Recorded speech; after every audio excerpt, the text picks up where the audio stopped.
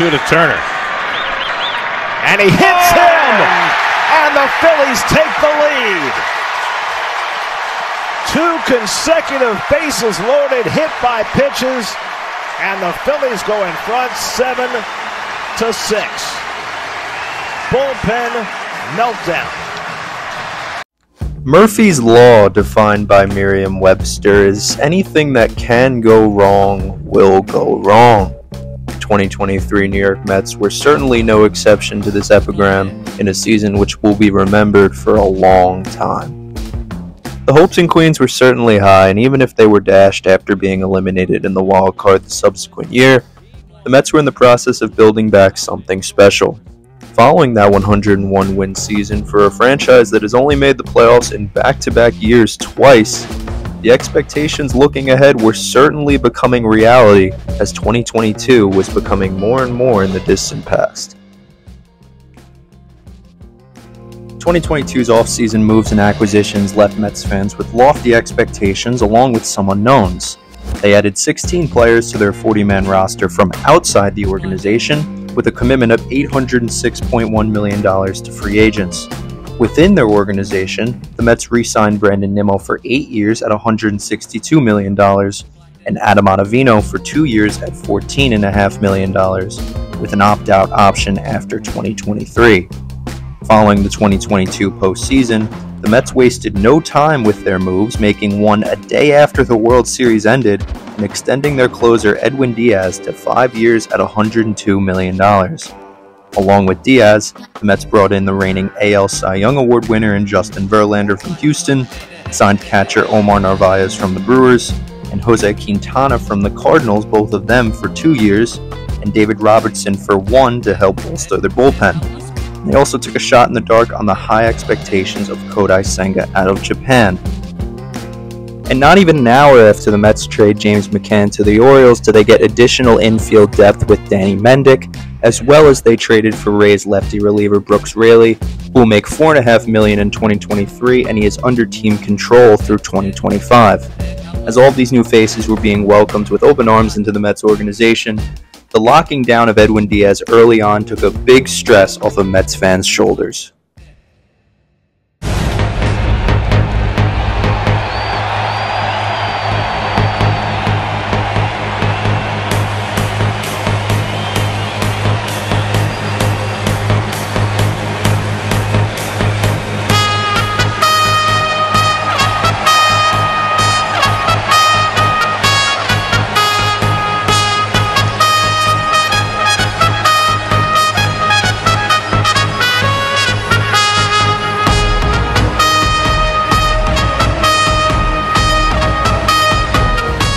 Edwin Diaz is well deserving of being the highest paid closer in MLB history, and he was coming off one of the greatest seasons from one.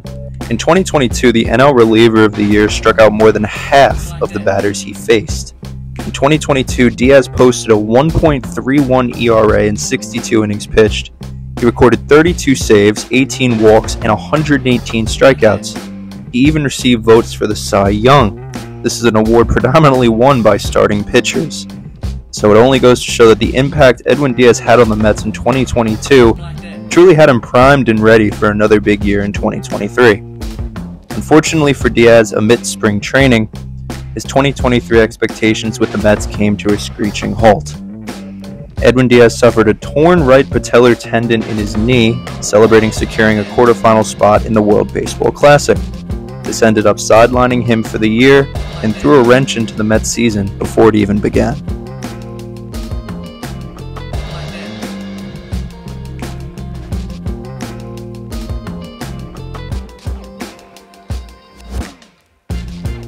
As the Mets tried to put the Edwin Diaz injury aside going into the 2023 season, they had to stay reliant on 2 future Hall of Famers at the top of their rotation, Max Scherzer and Justin Verlander. With both pitchers either approaching or at the age of 40, and both being paid over that a year, there are certainly some questions that needed answering going into 2023. This, along with the battle for the third base position in spring training between Eduardo Escobar and Brett Beatty, was another unanswered question going into the year. As the Mets got ready to begin their season, another wrench was thrown their way, as Justin Verlander would be out for the first month or so with a teres major muscle strain near his pitching shoulder. As the regular season was starting, and certain questions were still remaining unanswered, the Mets had to trust more in the core of the position players that they had returning from last year's 101-win team, along with leaning on last year's NL Manager of the Year in Buck Showalter at the helm to lead the way. Its opening day and the opening weeks came and went. The Mets found themselves at the end of April being 15-12 and still playing meaningful baseball. As Verlander returned on May 4th, he ended up giving up back-to-back home runs in the first inning in a 2-0 loss to his old team in the Tigers. With hindsight now being 2020, that may have been the beginning of the end. The Mets would still end up providing the fan base with some form of life all the way until the end of May. In between, though, the Mets either lost or split series with non-contenders, the Rockies twice, as well as the Tigers, Cubs, Nationals, and Reds. And keep in mind, this was before the LA De La Cruz days, but life was injected back into the Mets fan base when they won 5 straight in some of the most improbable ways, taking 2 of 3 from one of the best teams in 2023 in the Rays, and sweeping the Guardians and even the Phillies all the way leading up until June 1st.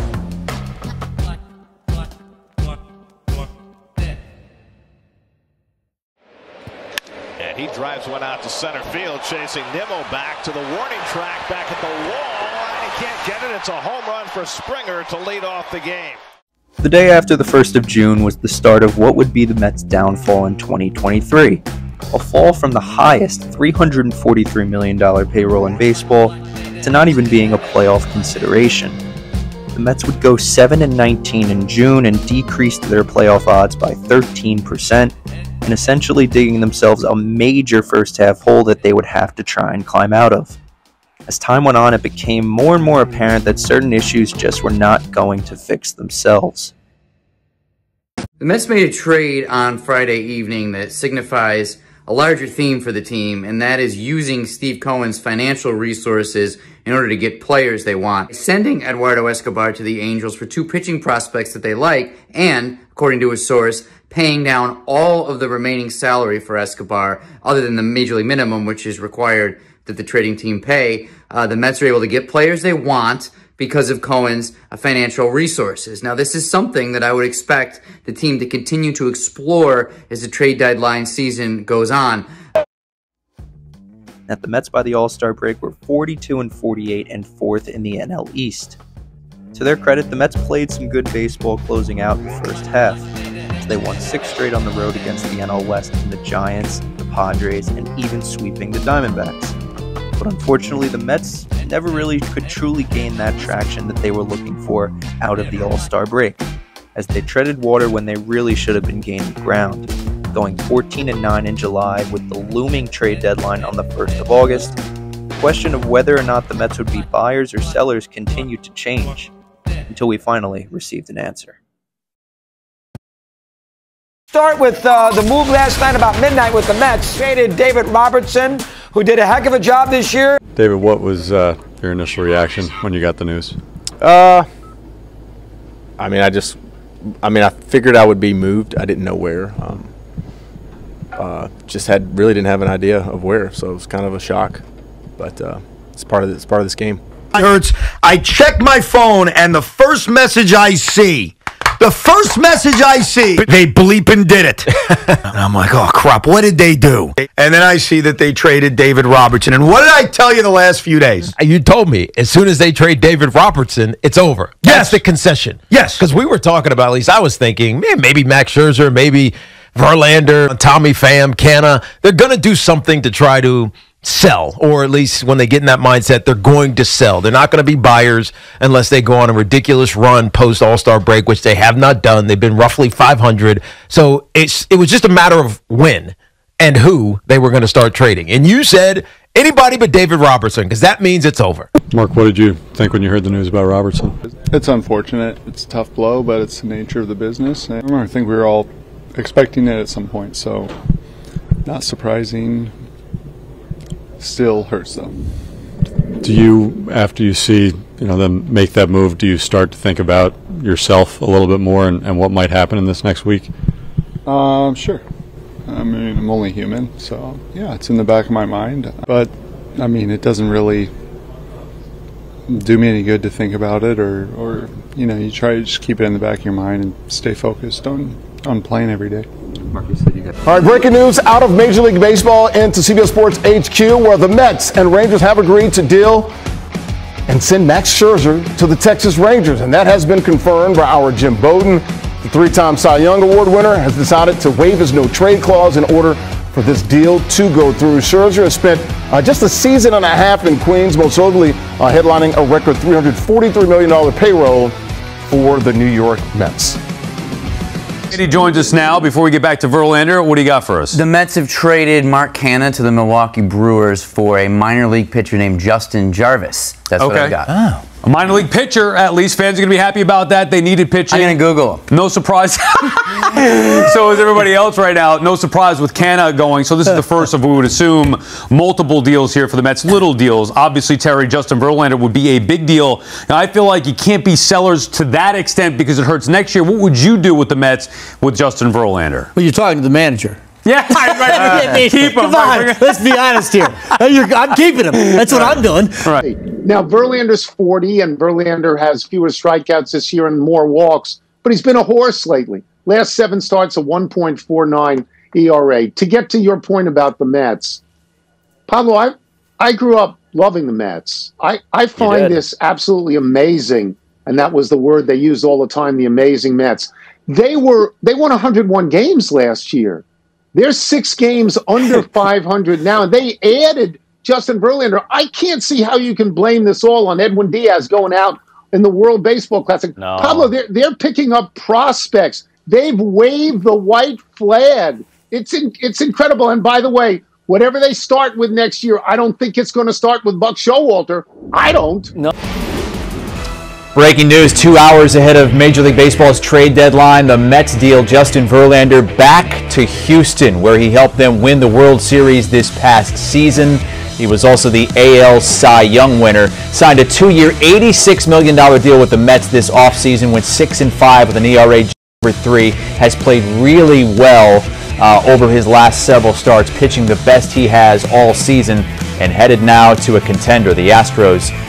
Just a half game behind the Rangers in the American League West, the loaded AL West. Tonight, our trade deadline edition brought to you by Geico. Bob Nightingale saying the Astros are sending 2 minor league players to the Mets in the Justin Verlander deal. Verlander, of course, to much acclaim a year ago, winning the World Series with the Houston Astros. Things did not work out the New York Mets. I don't understand Verlander. Like, if you have any thought of winning next year and you're the Mets, why wouldn't you keep him?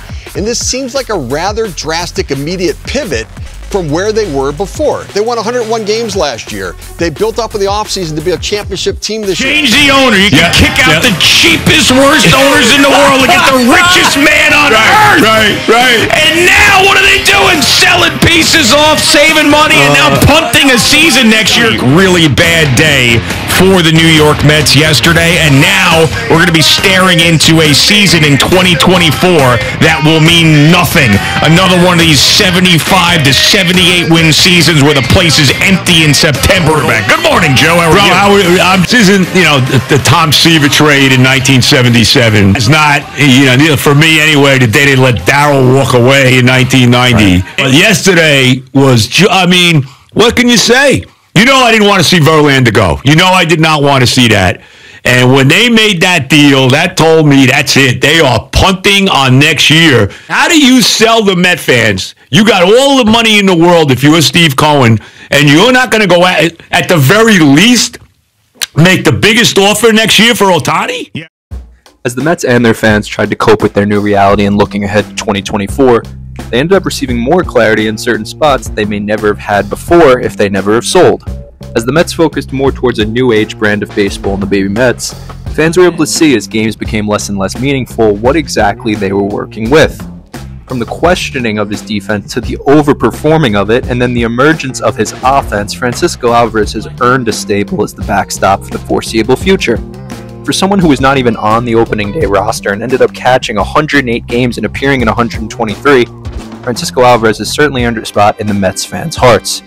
With the trading of Escobar early on, the third base position was now becoming more of a tryout to see which baby Met would step up and fill the role. Brett Beatty and Mark Vientos have each given their own and have a lot to look forward to as spring trading rolls around. The last baby Met, Ronnie Mauricio, had his September call-up and amazed ever since, and has played very well to earn over the Mets going into 2024. Aside from the babies, the Mets also had outstanding production all year long from rookie Kodai Senga, who the Mets took a real risky gamble on, and he was all they could have asked for and then some. Entering his age 31 season, his ghost forkball was statistically the most whiffed at pitch at baseball all year. He kept his ERA under 3, struck out over 200 batters, and Senga's 5-year, $75 million contract this offseason now looks like a steal for what may be an ace.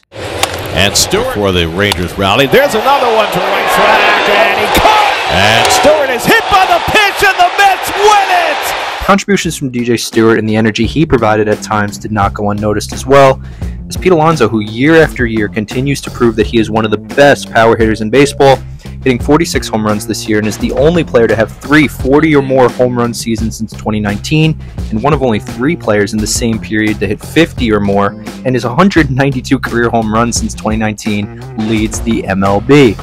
Pete Alonso is under team control for another year, but the constant conversation of his agent changing and the future and what caliber player he is only stems from and only will continue to be a major topic of conversation this offseason. While Pete Alonso will always slug the attention away, very quietly Francisco Lindor has had a very good 30-30 season with 31 home runs, 31 stolen bases, and playing in 160 games. Lindor drove in 98 RBIs with an 806 OPS, and while many criticized the $341 million for 10 years that was thrown his way, which by the way keep him in Queens till he's 38, certain intangibles Lindor gives make it worth every single penny. Give the long hop to your first baseman. Just a beautiful play. Must be the shoes.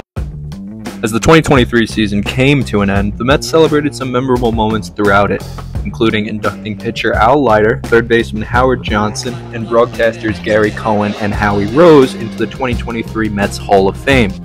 They also finally retired Doc Gooden and Darryl Strawberry's numbers, as well as retiring Bartolo Colon as a Met. For the first time in their franchise history, the Mets elected a president of baseball operations in David Stearns, who previously worked at the same position under the Brewers. Stearns looks to give direction to a ship which had no captain.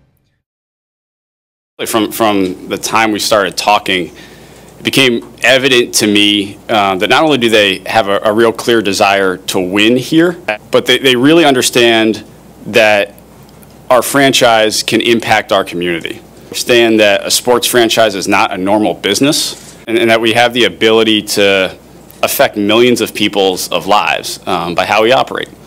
And so I'm thrilled to partner with them. I know how much this team means to our fans and our community. I grew up listening to Gary Cohen and Bob Murphy and Ed Coleman every summer. I've ridden the roller coaster of disappointment and hope along with every other Mets fan. And I know I am here ultimately working for our fans, and I do not take that responsibility lightly. You know, over the last couple of weeks, I've thought a lot about my first go-around with the Mets. I thought a lot about how much has changed. What hasn't changed is this organization's quest for truly sustainable competitiveness, and ultimately, our first World Series championship since 1986. Do shakeups continue at the Mets? Yeah, a little shakeup at the front office there as the Mets look for 2024. And a move that did surprise many. The Mets announcing today GM Billy Epler has resigned after 2 seasons with the Amazons. The team releasing a statement saying it was in everyone's best interest to fully hand over the leadership of baseball operations to David Stearns, who was just hired 3 days ago. Now, the club was hoping that Epler would stick around and be part of that leadership team under Stearns, who did have some great things to say about Epler during Monday's press conference. Now, on his way out, Epler says he wanted Stearns to have a clean slate, and that meant him stepping down. Continuing this great shift within the Mets organization, one never before seen. The Mets' vision moving forward is clear. Build a winning culture which is sustainable. The Mets in 2023 rerouted expectations on the fly, moved mountains to restock their farm system, and spent a lot of money in the process. As the Mets look to these prospects to prove that 2023 might have been just a blessing in disguise, the names Luis Angel Acuna, Jet Williams, Drew Gilbert, Ryan Clifford, Justin Jarvis, Mike Vassell, will be just some of many under the microscope moving forward. As the Mets themselves moved forward from an overwhelmingly underwhelming season, on the last day of that season they ended up moving on from last year's Manager of the Year in Buck Showalter, and in his 2 years with the Mets, Buck managed them to a 2-year record of 176 wins and 148 losses. And we talked a little bit about next year, and I want to make sure I get this right. In fairness to me, gave me the option of, of stepping aside or either, I don't know what else. But anyway, I appreciate that. But the new leadership, they're going to go in a different direction with the manager next year. So I just want to let y'all know that. The Mets just ultimately did not have that same feeling about them as they did last year. And even if Buck was not a main factor in that, unfortunately the organization felt that that move was the best, even with a year remaining on his contract. As the Mets look to put 2023 and all of the drama in the past, there are always some questions which will be unanswered. As the Mets look to 2024 and beyond, these questions may have more clarity even through all of the turmoil. The Mets put the present on the line to sacrifice for the future, and as time goes on, the world will have to see how this experiment all plays out.